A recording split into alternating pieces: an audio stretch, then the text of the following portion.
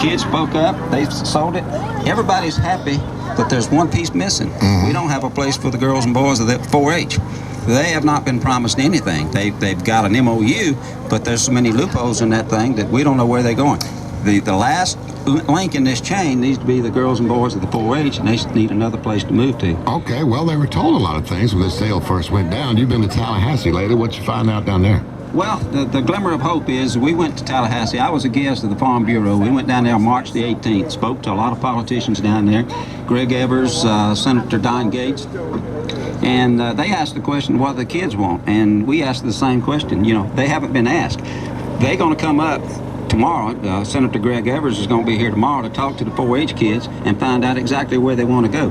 The thought down in Tallahassee was that the kids voted to sell the camp. They need a vote in buying a new camp. We've got a few places we're looking at, but to date, there's no promises or no guarantees. Well, let's talk to a couple of the folks who are involved in it. Petra Miller, she goes to school up at Tate High School. She is a member of the 4-H. Actually, she's a 4-H representative for the GCA board. Petra, step up to that microphone. All right, now you guys have been involved in this heavily since the get-go. What would you like to see happen now that y'all are having to move from the Langley Bell 4-H Center? I would honestly like to see not an exact amount of land given to the kids again or purchased, but something close to what we had at the Langley Bell 4-H Center, so that we can expand and we can do GCA and NRA shows at the new piece of land, and just something for the kids to be able to have that adults aren't stomping all over on. All right, Victoria Bell, also up at Tate High School. She is a member of the FFA and also on the GCA board.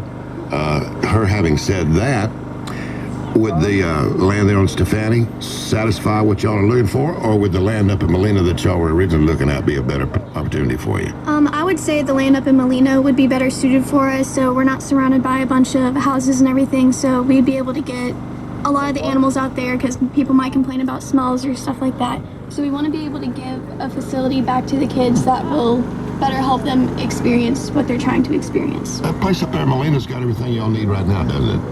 Yes. In what regard? I mean, you've got buildings, you've got corrals, you've got everything that y'all need to be able to not only to take care of livestock, but produce crops as well, right? Yes. So it's all up there. So this is most the thinking of most of the kids involved in the 4-H and the FFA. Am I correct on that? Yes. Yeah. So what do y'all need from somebody else then? We just need the support of everyone to be able to understand that these kids are what really benefit from their experiences.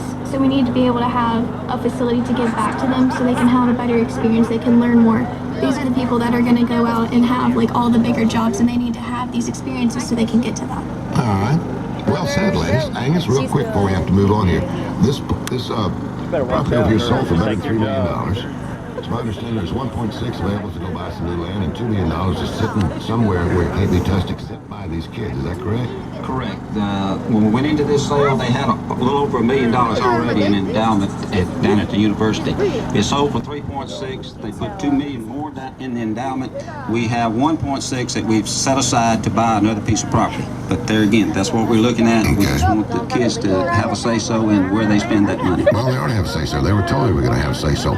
That 1.6, is that enough money to buy the property and keep it up? That 1.6 should be enough to buy it for sure. The endowment monies, the interest they make off of it every year. This is a piece of property, Marty, out there that if it was managed properly, it could be self-sufficient. They could rent land out for people to plant crops on it, pasture, whatever, and it could be self-sufficient if it was managed properly. So it's all there. It's all waiting to be done, and the main thing that we'd like to see, those of us who care about this sort of thing,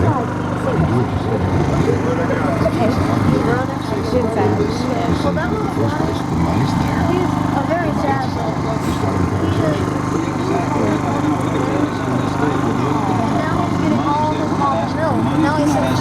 They've got the money sitting there ready to spend. We just need the adults to speak up and find the piece of property that they'll be happy with and spend the money and move on instead of playing the games that we're playing and dragging this thing out. As I said earlier, everybody's got their piece of the pie and they're all happy with it. The kid still has nothing. All right, then. Tomorrow you can find out a whole lot more about this if you just want to slip out there at the 4-H Center, the Langley Bell Center on 9 Mile Road. The show starts about 8 o'clock tomorrow morning. We'll be there all day long, and then you can get some for your freezer about 4:30 when they have the big sale. Ladies, nice job this morning. Victoria, Petra, thank you. things. I got a couple